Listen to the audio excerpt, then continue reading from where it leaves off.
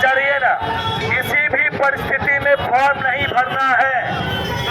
आप विश्वास रखिए, फॉर्म भरने का मतलब है कि अपने संगठन में टूट होना, और टूट का फायदा सीधा सीधा सरकार को और नुकसान सीधा सीधा हम लोगों को होगा। आप विश्वास रखिए, फॉर्म नहीं भरे, फॉर्म नहीं भरे, कुछ नहीं होगा। मैं आपको याद दिलाना चाहता हूँ 2015 की घटना। हम लोग संगठन करता चिल्ला चिल्ला के कह रहे थे, उस दिन अगर एकजुटता के साथ सभी साथी स्कूल से निकल गए होते, आज हम लोगों को सड़क पर उतरने की जरूरत नहीं होती। आधे साथी उतरे थे, आधी मांग हम लोग पूरी करा पाए। आज फिर से एक बार बारी आई है, अभी नहीं तो कभी नहीं। हमारे बहुत सारे साथी 15 के बाद रिटायर कर गए, बहुत सारे साथी रिटायर कर गए। मैं फिर से एक बार कहता हूँ, 15 में आधी ताकत लगाए थे, आधी पाए थे। आज फिर से एक बार मौका मिला है, फिर से सभी संघ संजोग से एक मंच पर आए हैं। एक बार और, अभी नहीं तो कभी नहीं। यहाँ पर बहुत सारे आमजन हमारी आवाज सुन रहे हैं, बहुत सारे अभिभावकों तक हमारी आवाज जा रही है, मीडिया के माध्यम से मेरी आवाज जा रही है।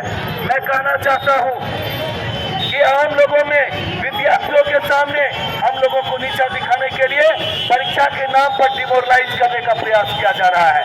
हम परीक्षा से बिल्कुल नहीं डरते हैं, लेकिन मैं ठोक के कहता हूँ, परीक्षा नहीं दूंगा, परीक्षा नहीं दूंगा, नहीं दूंगा, नहीं दूंगा। अगर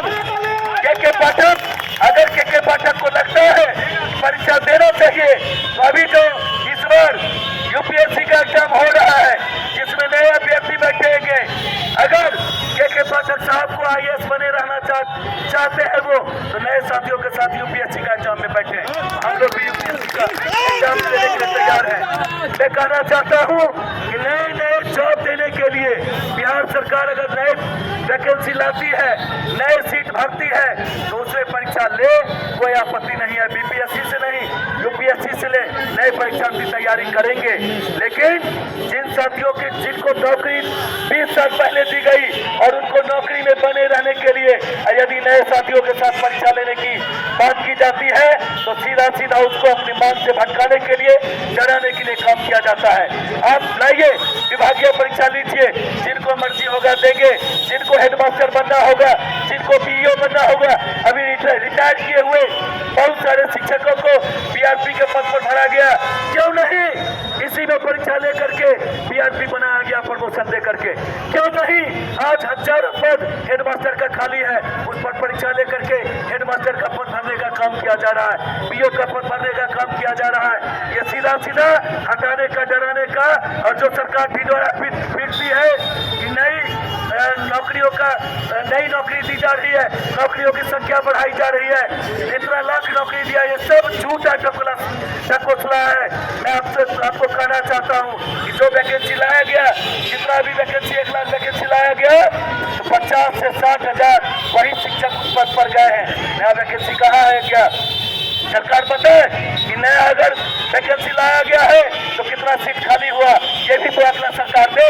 सरकार एक तो देती है कि इतना लाख शिक्षकों की बहाली ली गई, और ये नहीं बताती है कि इतने शिक्षकों को भगा दिया गया, इतना पद फिर से खाली हो गया, ये बताने का काम नहीं करती है। मैं अभिभावकों को ये सुनाना चाहता हूँ, शिक्षक 2003 से अपनी समान काम समान वेतन के लिए संघर्ष किया। 2003 के बाद 2005 में 2003 और 5 में मैट्रिक बेसिस पर बहाली ली गई। उसको जब हम लोगों ने मांग उठाया तो सरकार ने कहा कि इंटर की परीक्षा देंगे तो वो रहेंगे।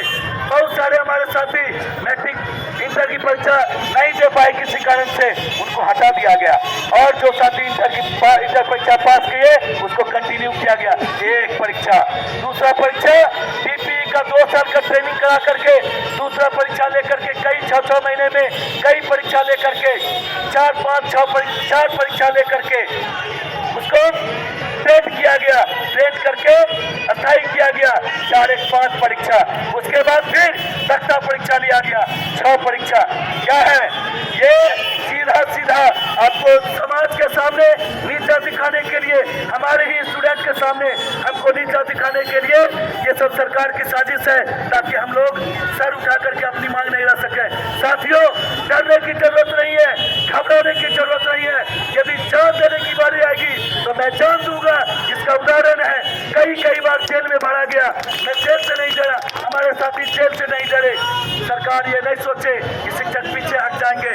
जब तक हमारी मांगे पूरी नहीं होगी, जब तक शोषण बंद नहीं होगा, जब तक डराने का प्रयास बंद नहीं होगा, जब तक नीचा दिखाने का प्रयास नहीं होगा, तब तक हम लोग संघर्ष करते रहेंगे।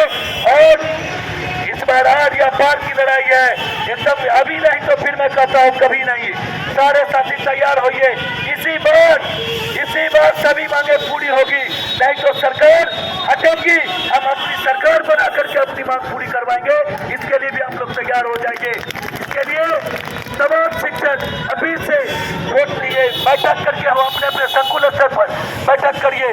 अलौली में कई संकुलों में बैठक रखा गया, पूरे जिले के संकुलों में बैठक रखिए, पूरे प्रखंड में बैठक रखिए, सामूहिक रूप से बैठक रखिए। हम लोग सारे साथियों में से जिनको आप बुलाना चाहें अपने आप बुलाएं, हम लोगों में से साथी आएंगे और पूरे जिले में 2 दिनों के अंदर एक माहौल पैदा करिए। सभी साथी किसी भी परिस्थिति में कोई मेडिकल नहीं, कोई भागने की बात नहीं, आप पूरे विद्यालय के सभी शिक्षक एक साथ आवेदन बनाइए।